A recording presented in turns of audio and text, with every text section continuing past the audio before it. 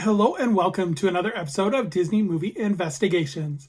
If this is your first time watching, welcome to the show. In each episode, we take a look at a movie that is featured on Disney+. On this episode, we are doing our final Halloween movie of 2024 as we take a look at the adventures of Ichabod and Mr. Toad.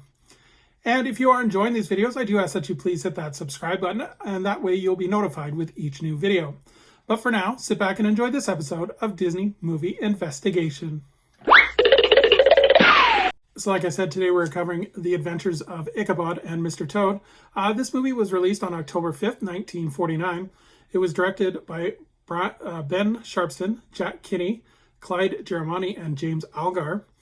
It is based on the two stories, The Wind in the Willows by Kenneth Grahame and The Legend of Sleepy Hollow by Washington Irving. The production companies was Walt Disney Pictures, and it was distributed by RKO Radio Pictures. The box office for this movie was $1.625 million. So in terms of the production, the origin can actually be traced back to Roy Disney, who acquired the rights to The Wind of the Willows during his European trip, where he was accumulating a lot of rights for future animated projects. Walt originally was not interested in The Wind in the Willows as an animated film, saying that it was too corny. However, story artist James Bordero was able to convince Walt that the story be put into production, and thought originally this was going to be a full feature animated movie. The first story meetings occurred in September of 1940, and production would begin the following month. Disney would hire Mel Shaw to do concept art for the production, and James Algar was hired as the director for the feature. Bordero and fellow story artist Campbell Grant would put together a story reel, and animators began working the feature in April of 1941, right after they had completed Bambi. The project, however, would be put on hold the following month due to an animator strike, although Shaw would continue to work on the film on his own time. Production would resume in October of 1941 after the strike was settled.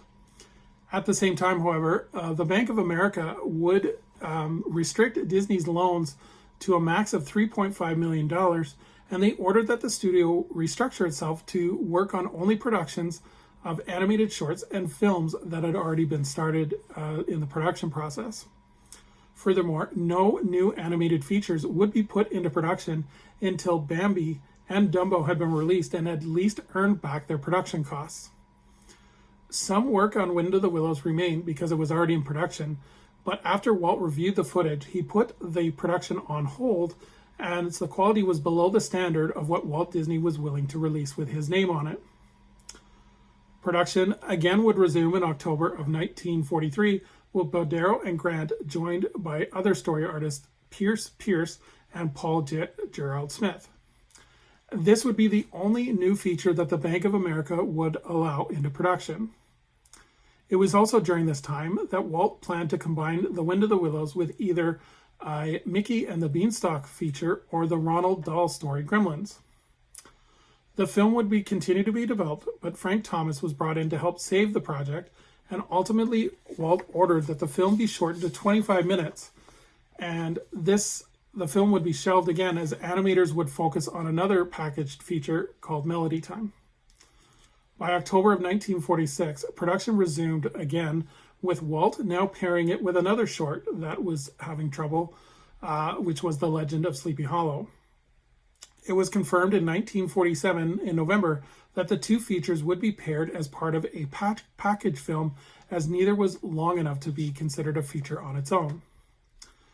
So in terms of the cast, we have Bing Crosby, who's the narrator for the Sleepy Hollow section. We have Basil Rathbone, who's the narrator for the Mr. Toad section. Eric Blore, who plays J. Thaddeus Toad, and Pat O'Malley, who plays Cyril Proudbottom. Now let's take a look at the plot. So the movie is two different stories. The first one being The Wind in the Willows, Mr. Toad section, which is a concise version of Kenneth Grahame's story of the same name, where J. Thaddeus Toad, owner of Toad Hall, is prone to new fads such as the newfangled motor car.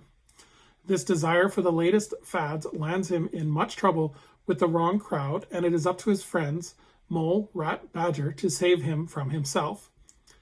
In terms of the Legend of Sleepy Hollow section, Retelling of Washington's creepy tale as a story set in a New England small town. Ichabod Crane, the new schoolmaster, falls for the town beauty Katrina Von Trussell, and the town bully Brom Bones decides that he is a little bit too successful and needs convincing that Katrina is not for him.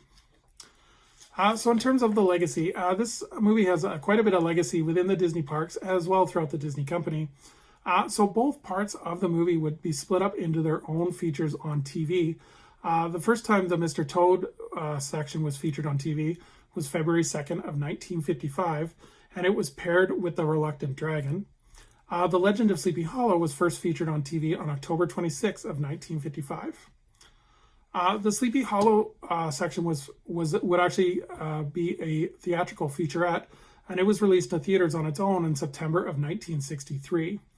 The Mr. Toad segment would be released in theaters in 1978, ahead of the Disney feature Hot Lead and Cold Feet. The characters of The Wind in the Willows also make cameos in Mickey's Christmas Carol.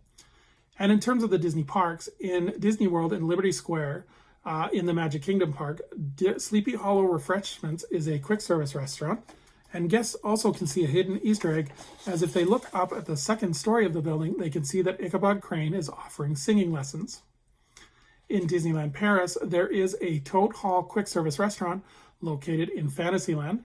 In Disneyland, the attraction Mr. Toad's Wild Ride is located in Fantasyland, and in the Storybook Canal boat ride, there are features of Mr. Toad as one of the dioramas.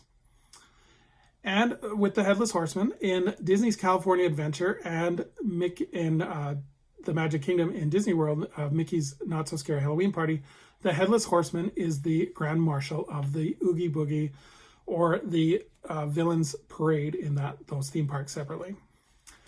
So would I recommend this movie? I think this movie is very interesting. It's a piece of history because it was right after the war, where Disney was still struggling to maintain financial footing because it had lost a lot of its European markets.